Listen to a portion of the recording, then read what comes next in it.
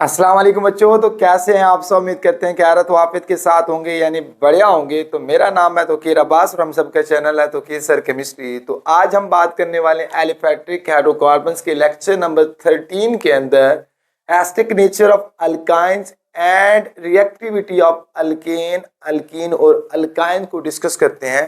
तो सबसे पहले हम देखते हैं एसिडिक नेचर ऑफ अल्काइंस। तो यहाँ पर बच्चे देखो, एसिडिक किस चीज को कहा जाता है?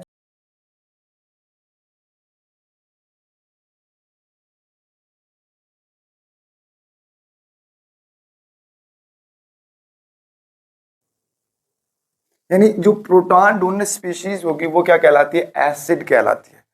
तो इसी तरह बच्चे अगर एसिडिक नेचर ऑफ अल्काइंस की बात करते हैं तो इन इथाइन यानी एस्टालीन या other terminal alkynes like propyne to show acidic nature. तो ये जो चीज है या टर्मिनल अल्काइन या इथाइन या लाइक प्रोपाइन, तो ये जो क्या करते हैं एसिडिक नेचर ऑफ अल्काइंस को रिप्रेजेंट करते हैं।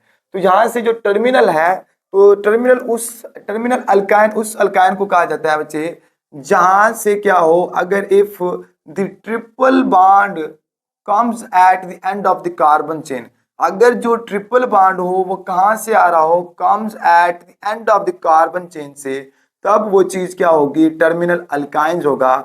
जैसे कि अगर यहां पर देखा जाए, अगर यहां से मैं बात करता हूं प्रोपाइंस की, तो यहां से देखो जो ट्रिपल बॉन्ड है वो कम जा रहा है at the end of the carbon chain, जहां से एंड हो रही है। तो ये जो हाइड्रोजन होगा बच्चे, ये जो हाइड्रोजन होगा ये रिप्रेजेंट करेगा एसिडिक हाइड्रोजन। क्या होगा? एसिडिक हाइड्रोजन को रिप्रेजेंट। तो ये चीज क्या होगी? Acidic hydrogen. तो यहां पर यही बात करता है the hydrogen atom is bonded to the carbon atom with sp_s overlap. तो इसी तरह यहां पर कहता है कि जो हाइड्रोजन एटम होगा बच्चे वो बाउंडेड होगा उस कार्बन एटम के साथ विद किसके साथ? sp_s overlap. यहां पर देखिए इस कार्बन को देखा जाए बच्चे, तो ये जो कार्बन है ये क्या sp हाइब्रिडाइजेशन को रिप्रेजेंट कर रही है, और ये जो कार्बन है इसके साथ जो हाइड्रोजन है वो ओवरलैप क्या? sp_s ओवरलैप होगा। AsP hybrid orbital has 50% s character in it and renders यानी and makes the carbon atom, और वो जो sp हेब्रॉइड ऑर्बिटल जिसके अंदर के 50% s कैरेक्टर है वो मेक्स बना रहा है, रेंडर्स बना रहा है कार्बन एटम को मोर इलेक्ट्रोनेगेटिव किसके निस्बत देन sp2 और sp हाइब्रिडाइज्ड कार्बन के निस्बत। तो as a result the sp hybridized carbon atom of terminal alkynes pulls the electrons more strongly।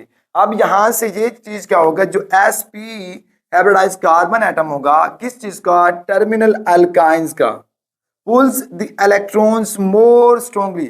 तो इसी तरह जो sp hybridized carbon atom terminal alkyne होगा वो पुल्स करेगा इलेक्ट्रॉन्स को more strongly, making the attached hydrogen atom slightly acidic. तो वो चीज क्या कर देगा? उस हाइड्रोजन एटम को क्या कर देगा? स्लाइटली एसिडिक कर देगा। लाइक जैसे कि एस्टालीन की अगर देखा जाए, तो ये जो हाइड्रोजन एटम होगा क्या हो जाएगा? स्लाइटली एसिडिक हो जाएगा। और ये जो हाइड्रोजन एटम्स क्या होगा? यहां से जब वहां से ये चीज क्या होगी? एसिडिक नेचर होगी। तो यहां से एसिडिक हाइड्रोजन रिप्रेजेंट। अब इसी तरह अगर यहां पर देखा जाए और एग्जांपल्स लेते हैं कि अगर जो जिसके अंदर टर्मिनल अल्काइंस नहीं होगा, तो उसके अगर देखो यहां से अगर बात करते हैं,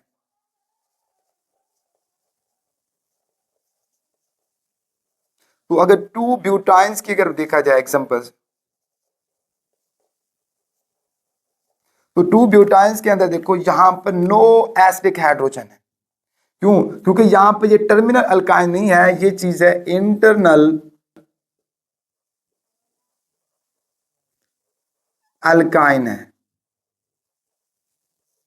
तो ये जो चीज थी टर्मिनल अल्काइन, यहां से जो ट्रिपल बॉन्ड है वो comes from end of the carbon chain से था, लेकिन यहाँ पर जो ट्रिपल बॉन्ड है वो not end of the carbon chain है। अगर टू ब्यूटाइंस की बात करते हैं तो यहाँ पर क्या होगा? Have no acidic hydrogen.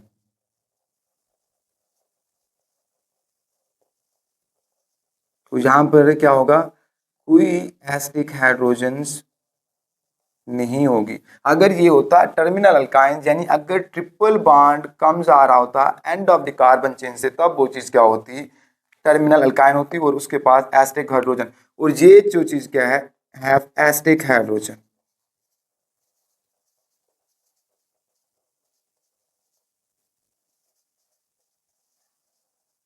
जैसे कि यहाँ पर हमने बताया। अब देखो यहाँ पर ये जो एसिडिक स्ट्रेंथ की अगर बात करते हैं, तो यहाँ से जो एसिडिक स्ट्रेंथ को देखा जाए, तो acidic strength is directly proportional to tendency to donate the protons.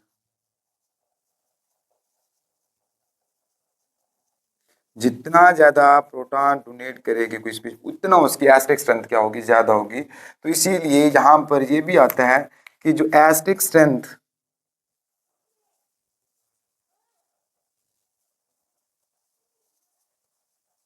is inversely proportional to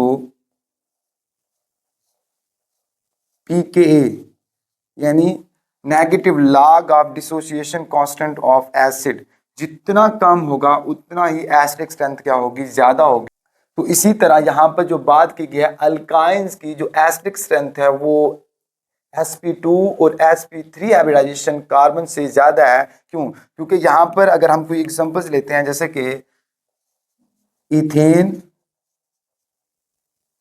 और इसी तरह इथीन और इसी तरह इथाइंस यानी एस्टालीन की बात कर लेते हैं। यहाँ पर देखा जाए तो ये जो पी के, इसकी अगर पी के वैल्यू की अगर बात करते हैं तो ये क्या होती है, 50 होती है।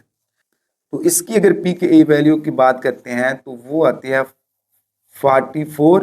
और इसी तरह अगर इसकी अगर बात करते हैं तो यहाँ पर इसकी जो पी के वैल्यू आती है वो क्या होती है, 25 होती है। तो इसलिए ये जो हमारे पास जो अल्काइंस होते हैं वो क्या होते हैं, मोर एसिडिक इन नेचर होते हैं, किससे, देन अल्कीन, और किस चीज़ से, अल्केन से।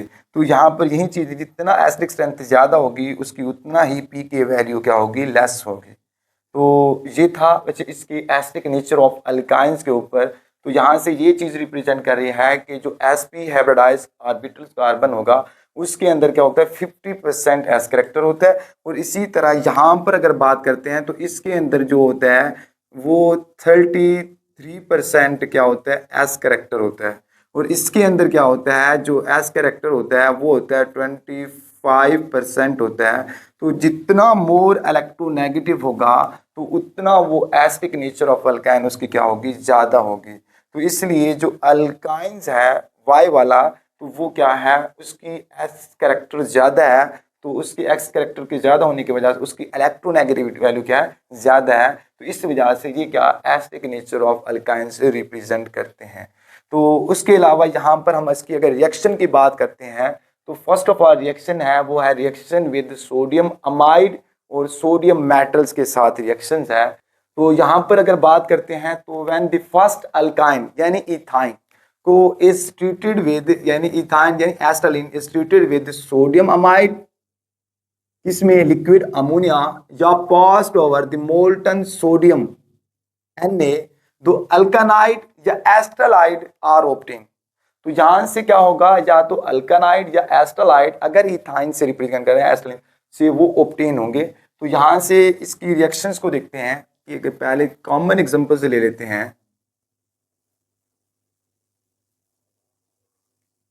ये रिएक्ट करती है सोडियम अमाइड के in the presence of liquid ammonia.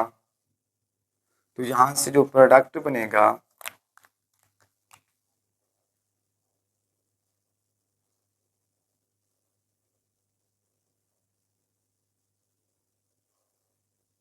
Na, और यहाँ से क्या बनेगा, अमोनिया।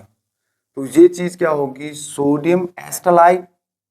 इसी तरह अगर हम यहाँ पर एग्जांपल लेते हैं, एस्टालीन ले लेते हैं, जब इसके साथ सोडियम अमाइड के साथ रिएक्ट करता है in the presence of liquid ammonia, तो यहाँ से जो प्रोडक्ट होगा वो क्या बनेगा,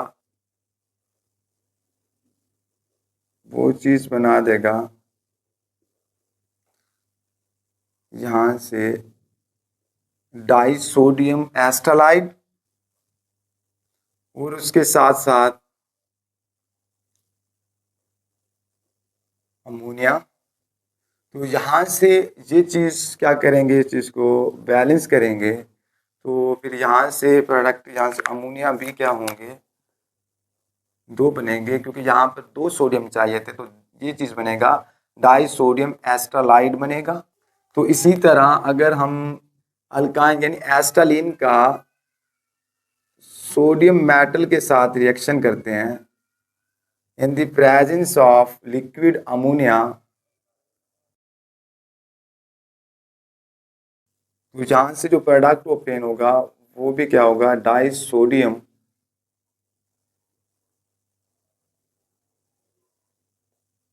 एस्टालाइड, और इसके साथ साथ यहाँ से हाइड्रोजन गैस।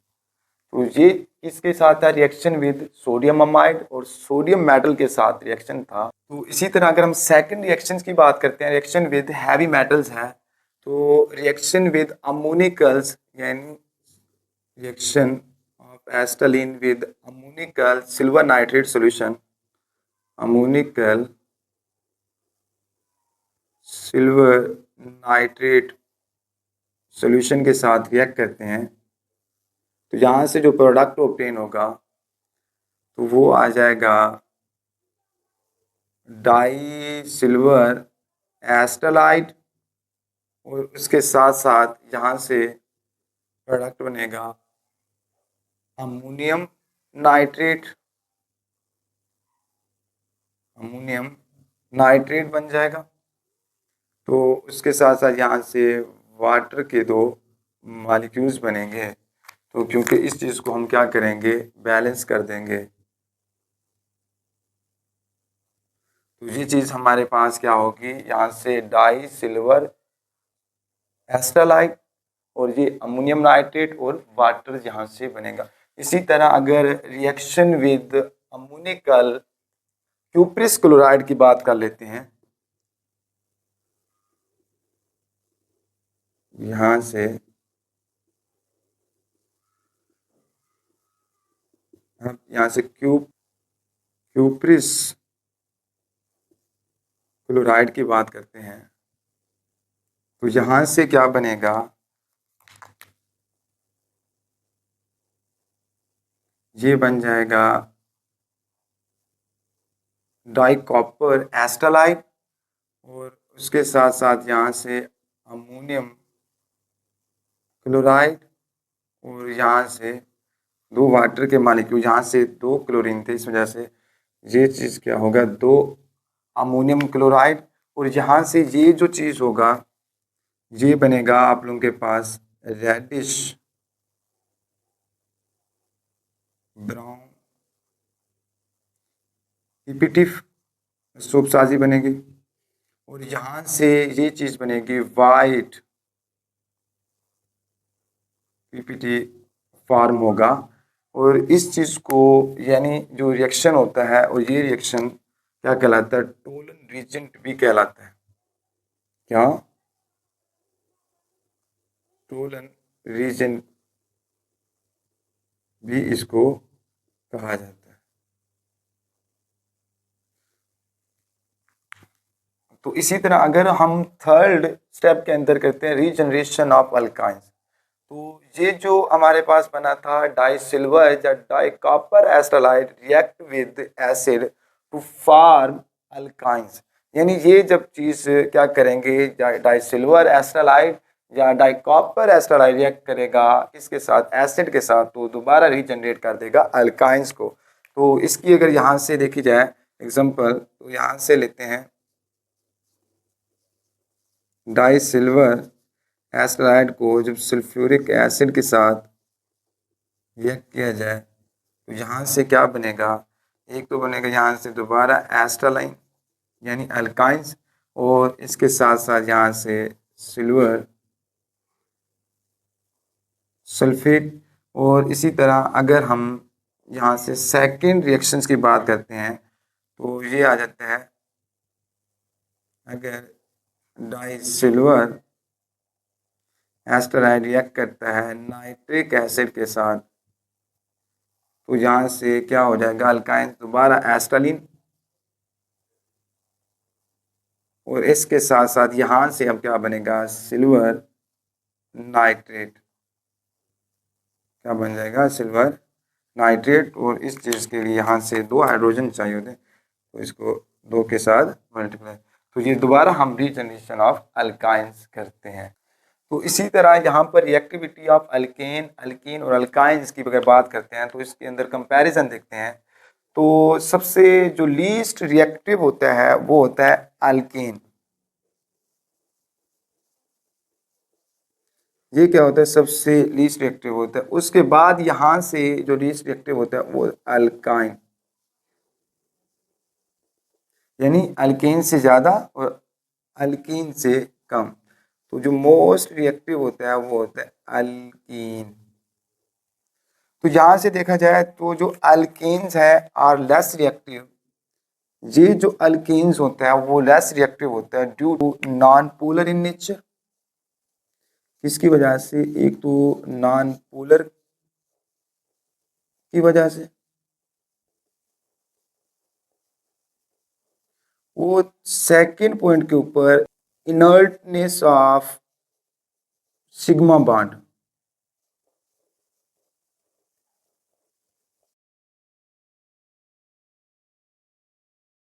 तो inertness of the sigma bond, तो alkanes are less reactive.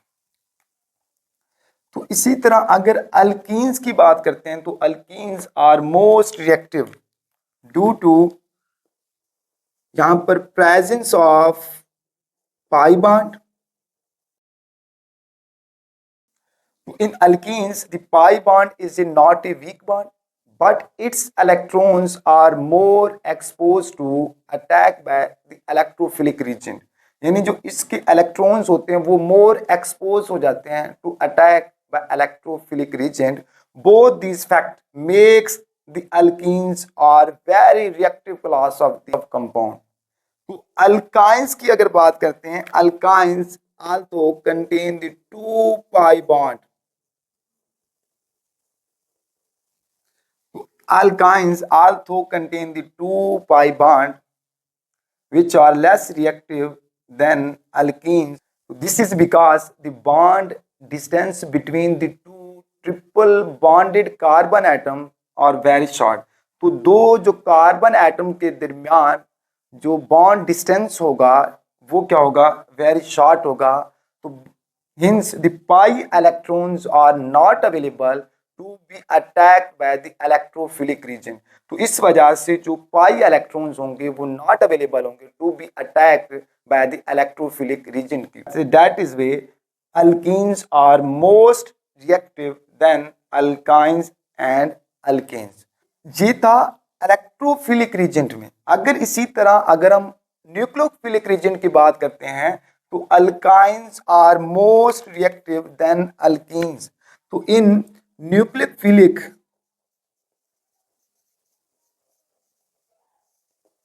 Reason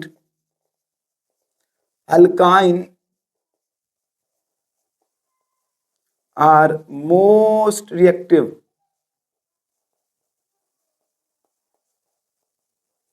then